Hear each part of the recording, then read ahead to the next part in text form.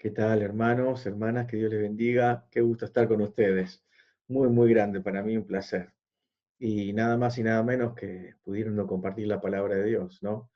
Tan oportuna y tan significante para nosotros en estos días, con la importancia que ella tiene, ¿no? En nuestra vida cotidiana, nada más y nada menos. Pero quiero básicamente meterme en los momentos difíciles de nuestra vida. Dios nos propone poder estar en esta escuela donde estamos atravesando estas materias difíciles, ¿no? La palabra de Dios nos anima a pensar en Eclesiastés, por ejemplo, de que hay momentos para todo en la vida, pero hay momentos para llorar. Bienaventurados los que lloran, dijo el Señor, porque ellos van a recibir consolación. Obviamente hay algo que Dios quiere con nuestras aflicciones, con nuestros momentos difíciles, con nuestras crisis. El Señor nos alienta, no solamente nos advierte que vamos a tener momentos difíciles, sino que confiemos porque Él venció la aflicción. Con Él nosotros podemos vencer la aflicción. En estos días tan particulares que estamos viviendo en el mundo, donde este coronavirus que se nos propone, y mucha gente se pregunta ¿por qué está pasando todo esto, no? Justamente lo que queremos compartir juntos en este culto es poder resignificarlos, que no es todo tan tremendo y que algo con un propósito Dios nos los ha propuesto en la vida. Yo quiero compartir con ustedes justamente un PowerPoint que tiene que ver con este tema, si ustedes me permiten, para que lo puedan estar viendo. Allí está. Justamente estos momentos difíciles de la vida, poder darles el significado que Dios le quiere dar, no el que nosotros le podemos dar. Hay situaciones límites que se nos vienen a la vida, que donde se nos invita a poder atravesarlos, ¿no? Momentos, por ejemplo, de quedarnos sin trabajo, ¿no? Perdimos un ser querido. O el médico nos viene con una tremenda noticia. ¿Cómo logramos atravesar esos desafíos? Por eso, esas situaciones límites que nosotros pareciera que nos sentimos morir, que pareciera que se nos está acabando el mundo, ¿no? Lo que yo quiero compartir con ustedes es justamente en estas situaciones límites, esta palabrita, miren, este concepto, que es la resiliencia, que esta capacidad que tiene de poder transformar la adversidad en un desafío. Hay situaciones que se nos proponen en la vida, donde parece que todo culmina, pero no es así. La realidad es que justamente podemos llegar a tener adentro nuestro algunas virtudes, algunas capacidades que ni nos imaginábamos que la teníamos. La resiliencia es esa capacidad de todo ser humano o de un grupo de poder resurgir de las cenizas. Como ustedes saben, nosotros trabajamos en el Hogar El Alba y William Morris, cuando pensó este nombre, pensó justamente en ese inicio, en ese renacer del día, que para los chiquitos y las chiquitas que pudieran entrar al Hogar El Alba, justamente viniendo con una situación límite, de poder vivir la orfandad, el de abandono, el abuso y tantas situaciones límites y violencias que puede atravesar a una persona. Y más que nada en la temprana edad, donde uno se siente tan vulnerable. Justamente es pensar en el alba, el poder empezar a atravesar un túnel con un nuevo amanecer. Yo los invito a meternos en este concepto, el de resurgir como el ave fénix, ¿no? El poder estar mirando justamente esto que se nos propone en cada situación límite, el poder buscar en cada uno de nosotros esta virtud que es tan apropiada. Cuando nosotros pensamos en una crisis, en una situación límite, ya en solo la palabrita crisis nos trae un resquemor, ¿no? Y nos pone la piel de pollo. Justamente para un médico, por ejemplo, en medicina, la crisis viene a significar eso, el momento cúlmine de una enfermedad, ¿no? El atravesar el peor momento de la enfermedad. Justamente para los griegos la palabra crisis también viene a significar dos situaciones, ¿no? Como la rotura, donde algo se parte en dos, pero también la palabra oportunidad. Hay dos ideogramas también para la cultura oriental, para los chinos, donde alguna también viene a significar como una obstrucción absoluta, pero también la otra viene a significar, parecido a los griegos, la oportunidad, el de poder tomar una decisión. Así que cuando nos viene una situación límite, lo que yo los animo a pensar es o voy al abismo, a donde esto pareciera que todo termina y no hay nada después de esto, o podemos resignificarnos y podemos entrar en este concepto de resiliencia, donde nos podemos transformar e ir justamente a otro lado donde Dios nos quiere llevar. Miren, podemos estar parados en dos trampolines o en dos posiciones. En una situación límite podemos estar parados como víctimas o podemos estar parados como protagonistas. ¿Cómo me doy cuenta dónde estoy? ¿Cómo me doy cuenta si estoy siendo víctima o estoy siendo protagonista? Justamente la víctima está parada en el idioma de la queja. Cuando uno está en víctima se queja. Cuando uno está en protagonista, reclama. Vieron que cuando uno está en un comercio, en un restaurante, en lo que fuera, vieron que dice libro de quejas a disposición, ¿no? El libro de quejas justamente no es solamente para quejarse en vano, sino para hacer un reclamo. Si yo escribo ahí, acá está todo mal, justamente el objetivo es para que el dueño lo pueda leer y pueda hacer algo con lo que está todo mal.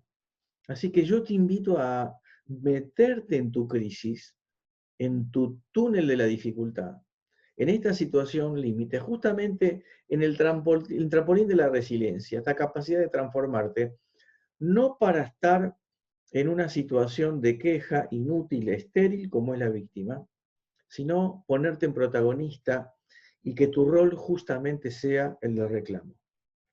Cuando nosotros nos metemos en una crisis, podemos atravesar invariablemente estas 5 etapas que yo te quiero proponer acá. La negación es la primera de ellas, el miedo, el enojo, la negociación, la tristeza y finalmente la esperanza. Inevitablemente no es que vamos a pasar por cada una de ellas. El objetivo de este culto, de este mensaje, es que te veas parado en alguna de ellas, justamente para que veas el final del túnel, o con lo que te falta, o lo que te falta atravesar, o lo que pudiste ya haber pasado. Cuando hablamos de negociación, en esta primera etapa, justamente lo que queremos significar es que estamos en esta primera etapa donde se nos impone una crisis y por lo general, como en muchas de las etapas, nos podemos identificar que estamos en ella porque se nos inicia un interrogante. ¿Cómo me doy cuenta que estoy en la etapa de la negociación? Nos solemos preguntar, esto a mí no me puede estar pasando, ¿no te pasó? Decir, no sé, ibas con el auto diciendo algo insignificante, ¿no? Pinchamos una goma y te das cuenta que pinchaste la goma, te bajás, la mirás y decís, esto no me puede estar pasando a mí. No puede ser que esto me esté pasando, estoy apurado y no sé, y justo esto me viene a pasar ahora. Justamente la negación, lo que busca hacer es como un mecanismo de defensa, nos invita a desconectarnos de la realidad. Hace como el avestruz, ¿viste? Trata de ignorar la situación, esta realidad, porque nos chocamos con algo que no queremos ver. Entonces, la negación nos invita a decir, no, no, no, no, no puede ser que esto me esté pasando a mí. Justamente negar la realidad nos protege, es un mecanismo de defensa y que es importante que lo tengamos, pero a corto plazo es un buen mecanismo, pero el tema es que no nos quedemos nosotros metidos en esto, invadidos en un montón de excusas, donde si nos quedamos allí justamente nos traen un grave problema. La segunda etapa que yo te invito a pensar es en el miedo y el enojo, o el miedo y el enojo. Quiero detenerme un tiempito importante acá para poder compartir con vos. Y también, como en la etapa de la negación, se nos puede llegar a abrir esta etapa también haciéndonos alguna pregunta. En la negación decíamos, esto no puede estar ocurriéndome, esto no puede ser. En el miedo y el enojo decimos, ¿por qué a mí? ¿Por qué me está pasando esta situación a mí? Cuando ya baja el escudo de la negación, nos enfrentamos cara a cara con dos emociones muy poderosas, que es el miedo y el enojo. Emociones que las tenemos que atravesar, no hay que evadirlas. Pueden ser muy buenas consejeras estas emociones, tanto el miedo como el enojo, porque nos invitan a atravesar y nos llevan a un lugar. Pero ojo, que pueden ser muy pésimas dueñas. No se nos tienen que apoderar de nosotros. Por eso, en concreto, el miedo y el enojo son emociones que hay que escuchar para ver hasta dónde tenemos que ir, pero sin reprimirlas, tenemos que atravesarlas, pero para que nos lleven a la acción. Pero ojo, no tenemos que caer en sus garras, no hay que reprimirlas. El miedo es algo que muchas veces pensamos que no lo tenemos que atravesar. En este sistema de vida patriarcal en el que nos han metido y los machos, los hombres, no tenemos que sentir miedo. Che, ¿tenés miedo? Miedo yo en absoluto. ¿Cómo voy a tener miedo? Si soy un macho. No, de ninguna manera. Justamente el miedo hay que atravesarlo. Y es un paso muy importante confesarlo. Lo que pasa es que estamos en una sociedad, como dijimos, que hasta nos saludamos así. Mira, ¿qué tal? ¿Cómo estás? ¿Bien? Sí, estoy bien. Y si no estamos bien, tenemos que fingirlo. Tenemos que disimularlo, como si no tuviéramos que demostrar que tenemos miedo. La realidad es que tenemos que atravesarlo. También está el enojo. ¿Está mal enojarse? No. Está muy bien enojarse. Pero tenemos que atravesarlo con cuidado porque tanto el miedo y el enojo son importantes para poder catapultarnos y seguir en el túnel de la crisis y nos puede proyectar a buenas respuestas. Pero lo que no tenemos que hacer es caer en el mal manejo del enojo, ¿no? Pareciera que cuando nosotros nos metemos en el enojo, sería saludable poder transitarlo y liberar como una válvula de escape lo que nos está pasando, siempre y cuando nosotros pudiéramos regular de manera adecuada esta situación. Aristóteles decía, si yo pudiera encontrar la regulación adecuada, el momento oportuno, la persona adecuada como para poder aprovechar y descargar todo mi enojo, realmente esto sería oportuno, pero Aristóteles decía, esto no es muy sencillo. Por eso, ¿cómo puedo aprovechar el enojo sabiendo que es una energía que nos potencia, es una energía en movimiento? El enojo es una energía muy alta, muy buena, pero mal usada puede ser destructiva. Pero bien usada, evidentemente nos puede catapultar para poder dotarnos de una fuente interior para poder realmente ser arrolladores. Muchas veces el enojo, bien usado, puede llegar a aplacar el miedo natural que sentimos para poder seguir adelante. Por eso, lo importante es que hay que reconocer que tenemos miedo. No, no es de menos macho, al contrario, es saludable. Y el enojo no hay que juzgarlo. El miedo y el enojo no los tenemos que juzgar ni reprimir, tenemos que atravesarlo. Por eso es importante poder darle un valor significante a nuestra vida para poder atravesar esta etapa. ¿Qué es lo peor que puede pasar con lo que me pasó? ¿En qué puedo terminar? Cuando nos repreguntamos en esta etapa, cuando nos preguntamos de manera adecuada o podemos compartir con alguien cercano, alguien que nos ayude, de la familia o ayuda profesional, es muy oportuno que nos ayude a transitar el miedo y el enojo. Por eso no hay que reprimirlo. El miedo y el enojo es una señal de que estamos vivos. El miedo es sano porque la situación en la que estamos atravesando, el miedo nos hace mostrar que podemos estar poniendo en peligro cosas o personas que queremos. Y el enojo muchas veces nos significa que estamos descontentos con esta situación. Por eso tenemos que apreciar el miedo y el enojo para poder ir adelante en este túnel de la crisis. Vamos a la tercera etapa. ¿Qué es esto de la negociación? También como en las dos etapas anteriores, una pregunta nos abre, nos corre la cortina de esta etapa. ¿Qué voy a hacer con esto que me pasó? Cuando ya dejé atrás la etapa de la negación, dejé atrás, baja el escudo del miedo y del enojo, justamente es un momento donde yo tengo que replantearme qué voy a hacer con esto que me pasó. Con un cuestionamiento de lo ocurrido para poder mirar en el futuro.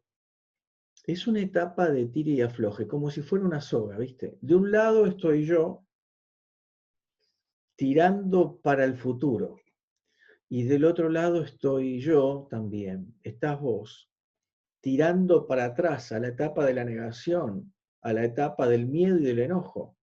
Por eso es importante no caer en esta tentación y no ir para atrás. Si yo te digo un nombre de un actor, quizás no lo identifiques tan fácil, pero cuando yo te diga el personaje que él te puso en pantalla y en el cine, lo vas a identificar. Christopher Reeve es un actor de cine que significó a Superman.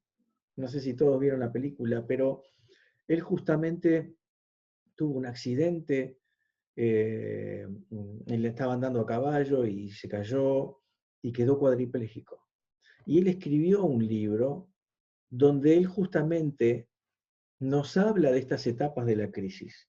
Y él cuenta cómo él se metió en esta etapa de la negociación y gradualmente él empezó a ponderar, saliendo de la negación y del miedo y del enojo, estar en esta etapa negociando con él mismo, ¿en qué voy a hacer con esto que me pasó?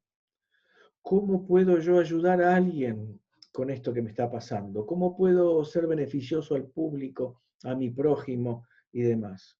Y él empezó a considerar cómo poder atravesar esta etapa de la mejor manera.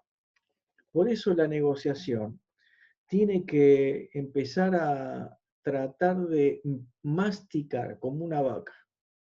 La vaca tiene 3 estómagos y el alimento pasa de un estómago al otro masticándolo. Y el mu que vos escuchás de la vaca es cuando lo saca de un estómago y lo vuelve a sus fauces, a las mandíbulas, y empieza a masticarlo. Lo mastica de vuelta y lo manda al otro. Hay que empezar a tirar y aflojar en esta situación para ver cómo puedo en este túnel ir para adelante, a ver cómo puedo resignificar justamente esta etapa.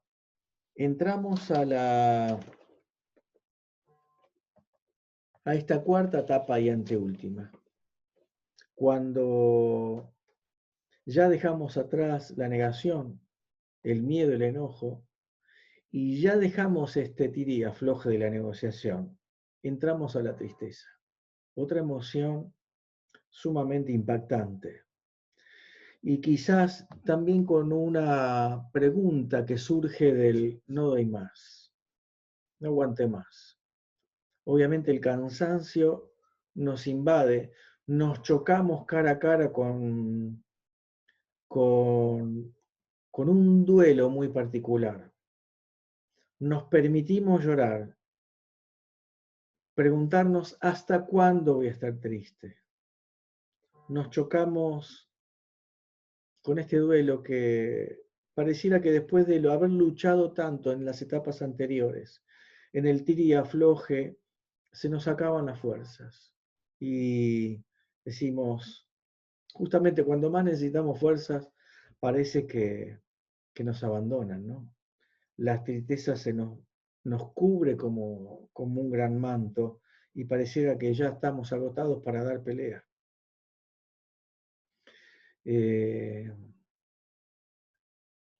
Nos invade un sentimiento que pareciera que la tristeza no tiene fin. La tristeza surge cuando se caen todos los otros escudos. Por eso la realidad nos golpea de frente como un tsunami, como un tren. Estando nosotros parados en el medio de la vía, pareciera que nos viene de frente, sin pedirnos permiso ni perdón, la tristeza. Hay dos maneras de atravesar esta etapa, esta cuarta etapa.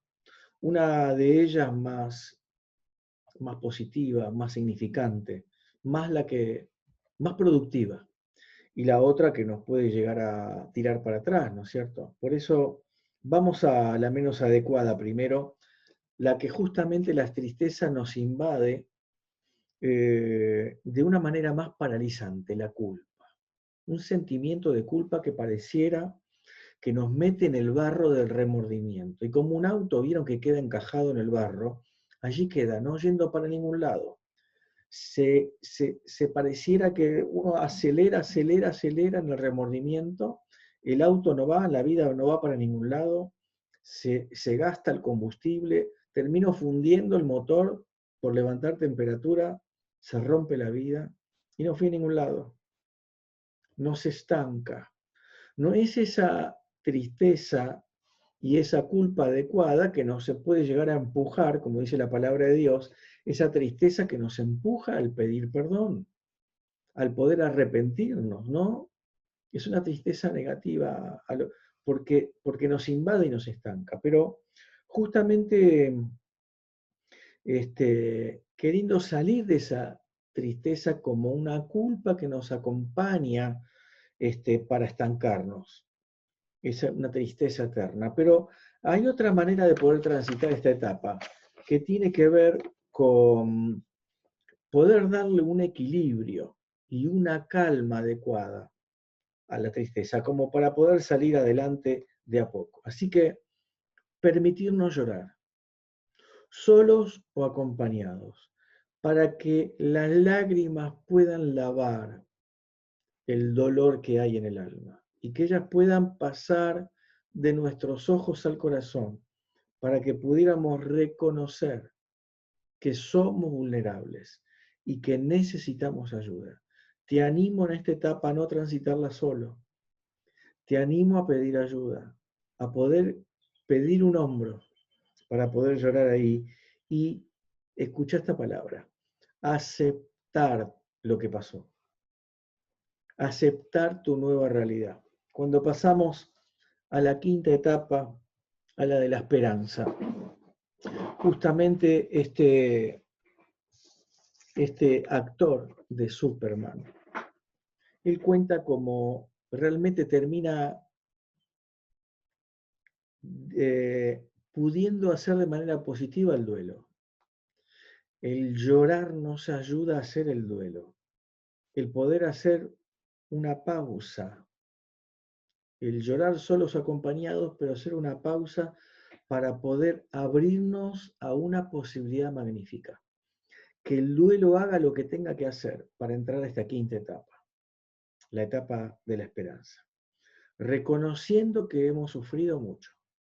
Reconociendo como Christopher Reeve que acá estamos, en la cama cuadripléjicos, pero ¿cómo puedo hacer algo valioso de mi vida y cómo puedo ser significante y valioso para los demás? Entender que aún seguimos siendo nosotros, por más que estemos postrados en una cama. Entender que seguimos siendo nosotros por más que hayamos perdido un ser querido, el trabajo o lastimados en la salud.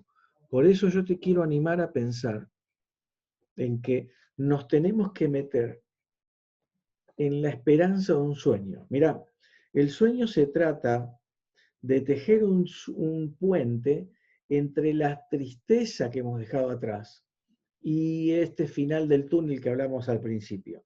El sueño nos ayuda a conectarnos con esta salida.